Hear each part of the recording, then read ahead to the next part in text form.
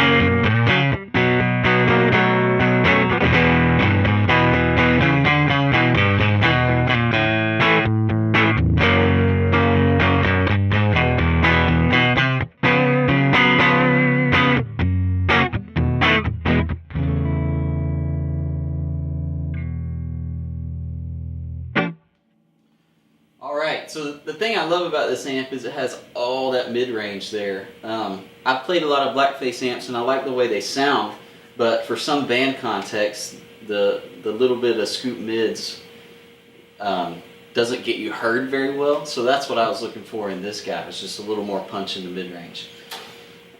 It works great for lead lines and single note lines. I mean, I usually use it with my pedal board, so it's got plenty of clean headroom for that. But even just on its own, going old school, plugging straight into the amp, I really dig it. I'll just noodle around here and play a few single note licks.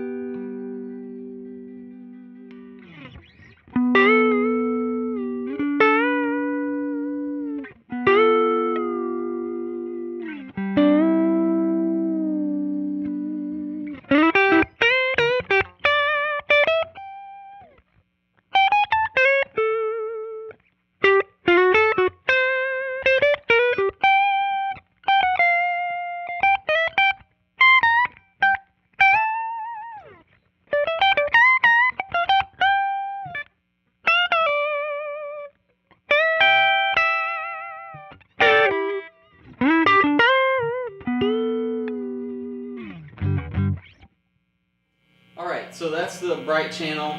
You got high and low inputs. I tend to like the high input a little bit more, but the low input's cool too.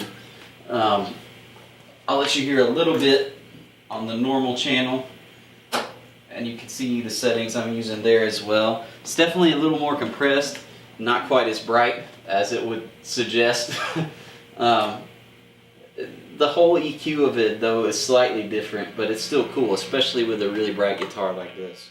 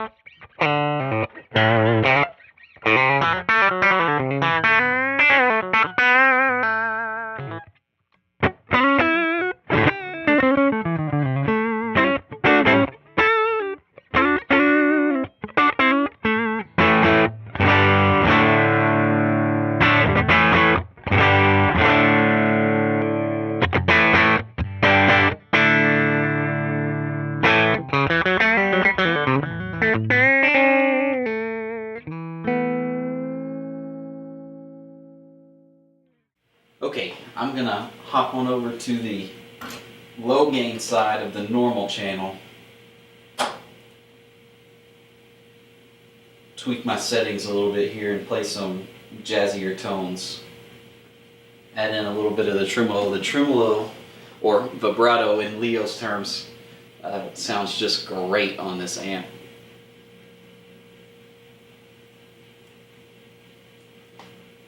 This will be neck pickup here with a little volume and tone rolled off.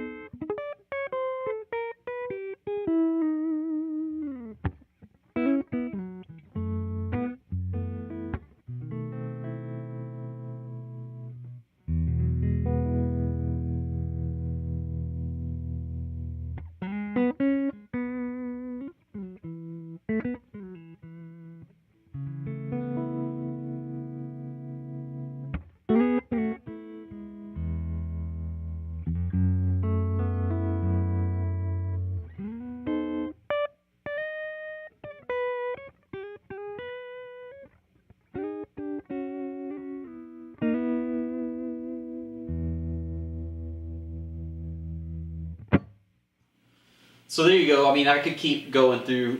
There's a ton of sounds in this guy, but that's the basic ones. It's definitely loud enough to be on stage and get above a band if you need it to do that and get above the drummer. Overall, I just really like it, but you guys obviously draw your own conclusions. The one thing I'll say is that Jim was super great to communicate with and talk with, and he gave me a lot of different options, was upfront about the price and the wait time, and actually beat the time he gave me by a good bit. So I'm just really impressed with him and his company. So if you're interested in a vintage Fender circuit, I would definitely recommend looking into his stuff. Seems like a great guy. So thank y'all for taking the time to watch this demo. Hope you enjoyed it and it was helpful, and we'll see you later.